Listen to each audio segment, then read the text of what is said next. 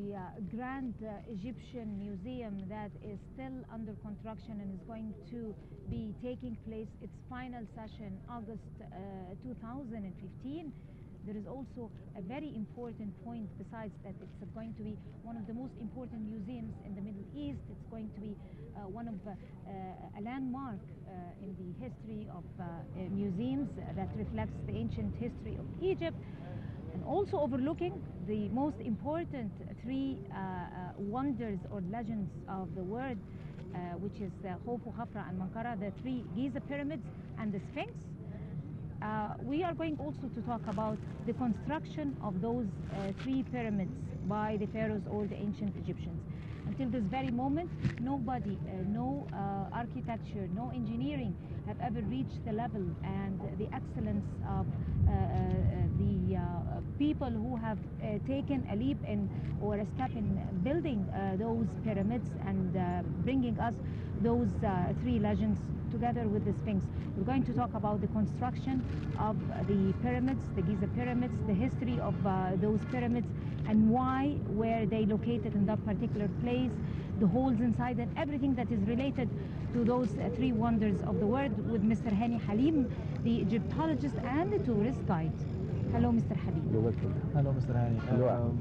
It says here that you have uncovered two very important secrets of building the pyramids in ancient Egypt. The two theories were patent protected in Egypt in 2002 and 2007. We will just start with telling the secrets of the pyramids. Let me take your role for a while and start asking you a question, and everyone who is watching us, because there is something that is in the back mind of every person in this world.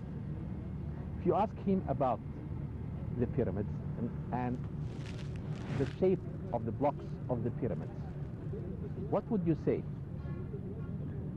Take yourself as an example. What is the shape of the blocks of the pyramids?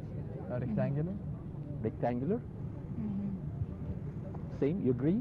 Yes, and big also, massive. Big, rectangular. Some people say also cubes. Yes. Cubes or rectangular.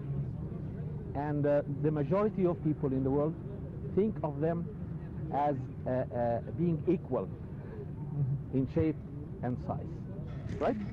No, but they should not be equal. Because should not be equal. Should be becoming bigger until they come. Yes, it should probably be smaller as you reach the top. But the same concept, they are cubes or rectangles. Yes. And this is actually the cubes we all played with. Yes. Is the reason why we all think this way. Because we used to play with this and build pyramids, and we only think this way. The fact is completely different. When I have any groups, I give them a chance to look at the pyramids, tell them, okay, take 5 minutes, watch the pyramids, and I want you to be as observant as you can. Now, look at me, and I ask them this question, and they all answer rectangular, cubes, the same shape, in spite of the fact that I gave them enough chance to look, and they are there, right there. But it seems that everyone who looks at the pyramid is always overwhelmed with the size, the shape, and it doesn't ever concentrate on details. I want you to think, of course, the blocks of the pyramids were not molded to be exactly the same size or shape. Yes. They were cut from quarries. The quarry is just a part of the mountain. You build a quarry, and in this quarry you make marks and start cut. When they separate the blocks from the body of the quarry, do you think they would cut exactly vertical?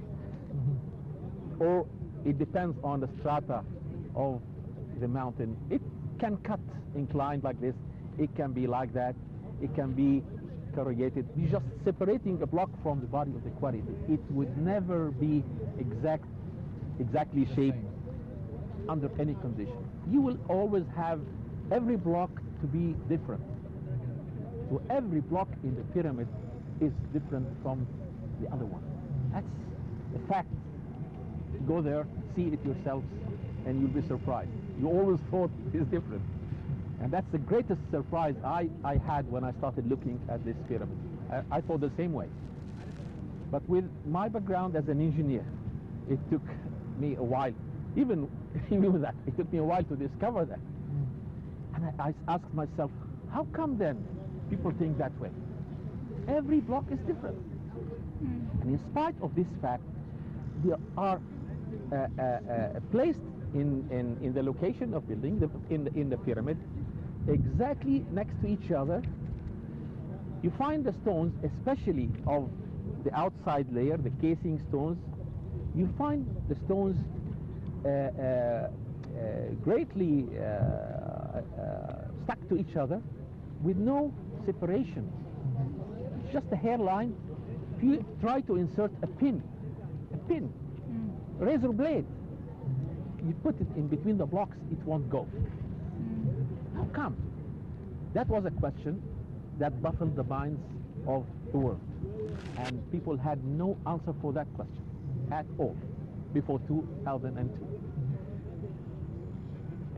They even thought that aliens came Yes. to build this, and they just went, and this is what they left. And this always made me angry, because my ancestors, the Egyptians, built this. And it's not only one pyramid. We have 22 pyramids, and they are here. The aliens didn't do all that work.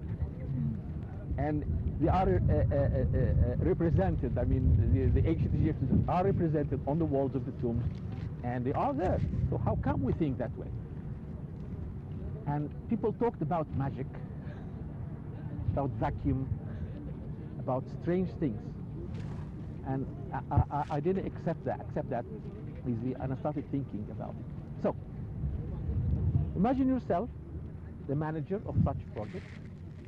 You're in charge of the cutting team in the quarry, and transportation and building. You go to the quarry, you mark the stones, cut. This team, please cut here. The stone that you cut, of course, you're going to move. Yes. Where is the best stone that fits for that stone? It's there, in the quarry, original place. next to it. Yes. In the quarry, it's there. Just move it in turn, one after the other. They're gonna fit amazingly well, because as if it's one piece, and right. Just take them in order and take them to the building site, one by one by one. All what you need is to mark the stones.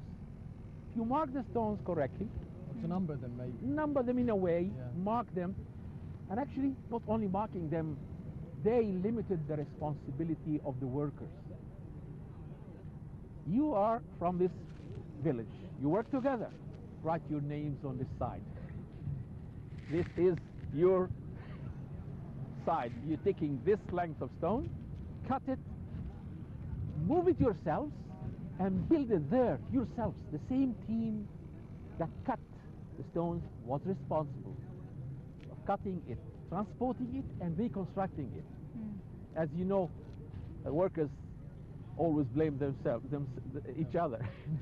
If you have two teams, one for cutting and one for building, and a third one for transportation, you'll never have a pyramid, because you all blame each other.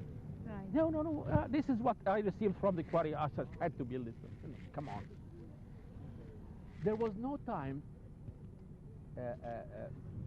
for shaping the stones and cutting them properly to fit each other.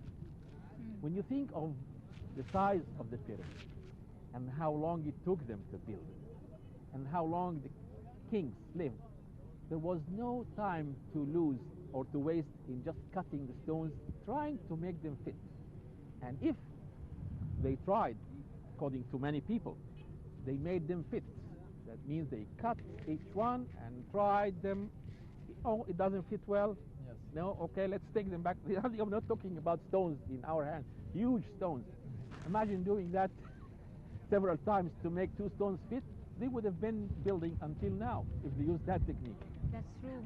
At least. So they had to have a very fast way, and this is very logical. What made me so happy, I almost jumped of happiness, was when I went